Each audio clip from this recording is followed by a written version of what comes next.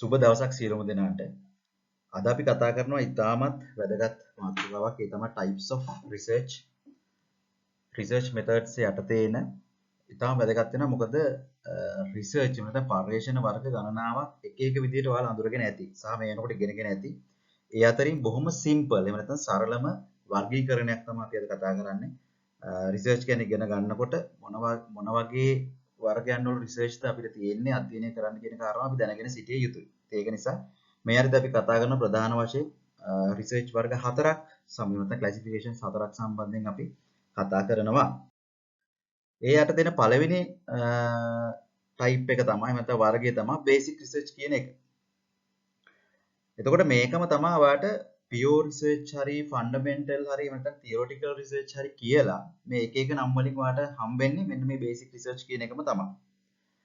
එතකොට මේ basic research එක අරමුණ තමයි basic research එක කරන එකේ අරමුණ තමයි ඔයාගේ තියෙන දැනුම. එහෙම නැත්නම් මොකක් හරි principle එකක් ගැන මොකක් හරි මූලධර්මයක් ගැන වෙන්න පුළුවන්, මොකක් හරි law එකක් ගැන වෙන්න පුළුවන්, මොකක් හරි පවතින theory එකක් ගැන වෙන්න පුළුවන්. ඒ තියෙන understanding නැත්නම් දැනීම වර්ධනය කර ගැනීම, අවබෝධය වර්ධනය කර ගැනීම. ඒතකොට මෙන්න මේ කාරණාවට තමයි basic research එකක් අපි අත්‍තරම කරන්නේ. අනිත් කාරණාව තමයි conduct without any specific purpose in mind. ඇයි එහෙම කියන්නේ? මොකද අපි බේසික් රිසර්ච් එකක් කරන්නෙම අපගේ තියෙන දැනුම හරි මොකක් හරි සම්බන්ධයෙන් තියෙන අවබෝධය හරි වර්ධනය කර ගැනීමට පමණයි. ඉතින් එතකොට ඒ කාරණාව නිසා ඔයා කිසිම නිශ්චිත අරමුණක් ඔළුවේ තියාගෙන නෙවෙයි බේසික් රිසර්ච් එකක් කරන්නේ. ඒක නිසාම තමයි not trying to solve immediate problem. ඔයා බේසික් රිසර්ච් එකක් කරන්නේ ඔයාට තියෙන ප්‍රශ්නයකට විසඳුමක් හොයන්න නෙවෙයි. එහෙම නැත්නම් මොකක් හරි දෙයකට immediate solution එකක් විසඳුමක් හොයන්න නෙවෙයි. මෙන්න මේ දේ ඔළුවේ තියාගෙන නෙවෙයි ඔයා මේ රිසර්ච් එක කරන්නේ. අන්න එහෙම කරනවා නම් මොකක් හරි රිසර්ච් එකක් අපි ඒකට කියනවා basic research එකක් කියලා. මෙතන උදාහරණ දෙකක් කියලා තියෙනවා බලන්න. පළවෙනි එක තමයි observing infants to see at what age they first recognize themselves in a mirror. බලන්න මේක කියන්නේ පොඩි දරුවෙක් කණ්ණාඩියක් ඉස්සරහට ගිහිල්ලා කණ්ණාඩියෙන් එයාට එයාවම අඳුර ගන්න පුළුවන් ඉන්නේ මොන වයසේදීද කියන එක.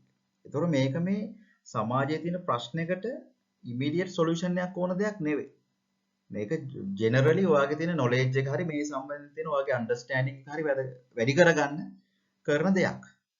ඊළඟ බලන්න අයිසැක් නිව්ටන්ගේ එක්සැම්පල් එක. ඒතකොට අයිසැක් නිව්ටන්ගේ ඔළුවට ඇපල් ගෙඩිය වැටුණාට පස්සේ එයා කල්පනා කරේ ඇයි මේක වැටුනේ? මොන හේතුවටද මේක වැටුනේ කියලා. එතකොට ඒ හරහා එයා මොකද කරේ? එයා ඉන්වෙස්ටිගේට් කරලා පර්යේෂණයක් කරලා එයා මොකද කරේ? එයාගේ තියෙන දැනුම මේ සම්බන්ධයෙන් වැඩි කර ගැනීම තමයි කරේ. එහෙම නැත්නම් මේ ඇපල් ගෙඩියක් වැටීම සම්බන්ධයෙන් තියෙන අවබෝධය කොහොමද වැටුනේ කියන එක සම්බන්ධයෙන් අවබෝධය වැඩි කර ගන්න තමයි එයා ඒ ඉන්වෙස්ටිගේෂන් එක කරේ. පැහැදිලිද? එතකොට මෙන්න මේකට අපි කියනවා බේසික් රිසර්ච් එකක් කියලා. හරි. දෙවෙනි රිසර්ච් ටයිප් එක තමයි ඇප්ලයිඩ් රිසර්ච් කියන එක.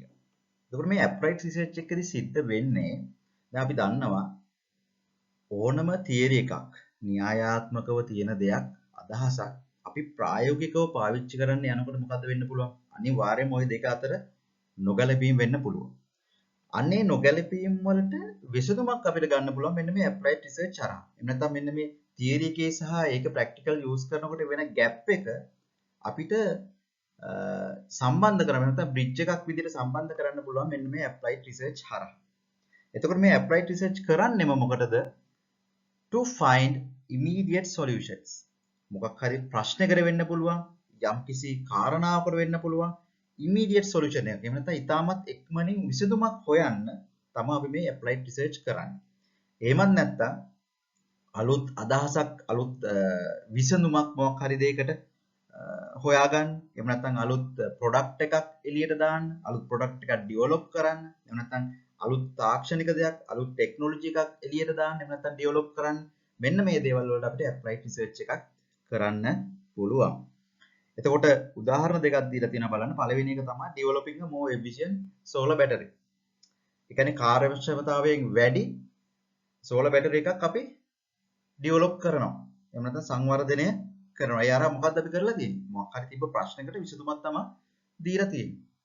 efficient battery එකක් නිර්මාණය කිරීම හරහා. දෙවෙනි එක බලන්න conduct a research to find medicine for covid. ඒතකොට covid කියන එක තිබ්බ ප්‍රශ්නයක්. covid කියන එක තිබ්බ ප්‍රශ්නයක්. සෞඛ්‍යමය ගැටලුවක්. ඒතකොට රිසර්ච් එකක් කරන්නේ මොකටද? මෙන්න මේ covid එකට immediate solution එක. මොකද්ද solution එක? මොකක් හරි බෙහෙතක් හොයාගන්න. ඒක නිසා applied research එකක් කරනවා. right? ඒතකොට මෙන්න මේක තමයි අපි applied research කියලා අඳුරගන්නේ. හොඳයි. ඊළඟ රිසර්ච් ටයිප් එක තමයි quantitative research කියන එක. ඒතකොට quantitative කියන වචනේම මේ රිසර්ච් එකේ තේරුම තියෙනවා. quantitative කියලා අපි කියන්නේ සිංහලෙන් ප්‍රමාණාත්මක කියන එක.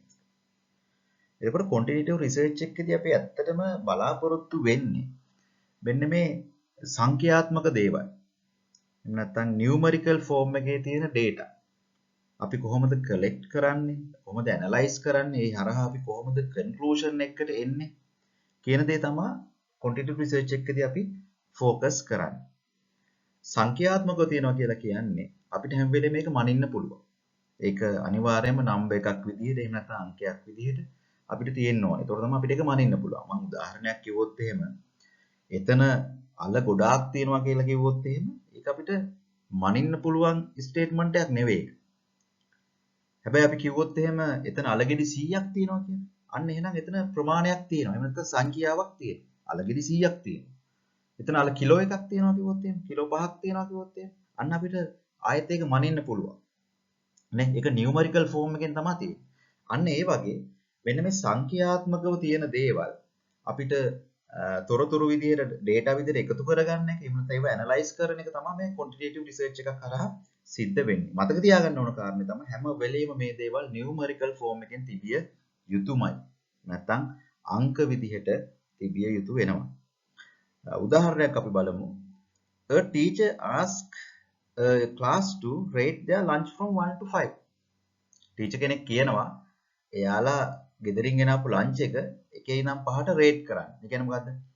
ලන්ච් එක රහයි නම් 5 විදිහටත් එහෙම නැත්නම් රසයෙන් අඩු වෙනකොට අංක 1 දක්වා එන විදිහටත් රේට් කරන්න කියලා කියනවා. එතකොට ඒකේ රිසල්ට් එක මොකද්ද වෙන්නේ? The average score for the pizza was 4.2. අපිට එතකොට අපිට මේ හම්බෙන data ටික ඇනලයිස් කරලා අංක වලින් එන දේවල් ටික ඇනලයිස් කරලා අපිට කියන්න පුළුවන් pizza වලට ළමයි මෙන්න මෙච්චර ප්‍රමාණයක් pizza වලට රේට් කරලා තිබ්බා. pizza එහෙම නැත්නම් pizza වලට හම්බෙච්ච ලකුණු ප්‍රමාණය 4.2යි. බලන්න මේ හැම එකක්ම අංක විදියට තමයි ඇවිල්ලා තියෙන data collect කරන්නෙත් අංක විදියට ඇනලයිස් කරන්නෙත් අංක විදියට එහෙම නැත්නම් එන output එකත් එහෙම නැත්නම් result එකත් අංක විදියට තමයි අපිට එන්නේ. එහෙම නැත්නම් quantitative විදියට. ඊළඟ උදාහරණ බලන්න the impact of social media use on sleep quality among teenagers. එතකොට මේකේ විදිහට බලන්න අපිට හම්බෙන data මොන වගේද වෙන්නේ කියන්නේ. අපිට මේ ස්ටඩි එක කරන්න අනිවාර්යයෙන්ම teenagersලා ඕන. අන්න 500ක් ඉන්නවා.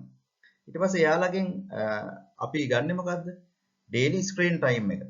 දැන් social media පාවිච්චි කරන කොච්චර වෙලාවක් screen එක නැත්නම් phone එකක් දිහා හරි මොකක් හරි screen එකක් දිහා බලන ඉන්නවද? පැයවලින්. මෙතනදී එන්නේ මොකද්ද අපිට? ස්ක්‍රීන් ටයිම් එක එන්නේ පැය වලින්. මැනිය හැකි අංක වලින් එන්නේ. ඊට පස්සේ their sleep quality on scale 1 to 10. එයාලගේ නිින්ද කියන එක එයාලා කොහොමද රේට් කරන්නේ? අගය කරන්නේ කොහොමද? හොඳම නිින්දක් හම්බ වෙනවා නම් ලකුණු 10ක් දෙයි. අඩුවෙන්ම නිින්දක් හම්බ වෙනවා නම් quality එක. sleep එකේ නැත්නම් නිින්දේ quality එක අනුව ලකුණු අඩු කරයි.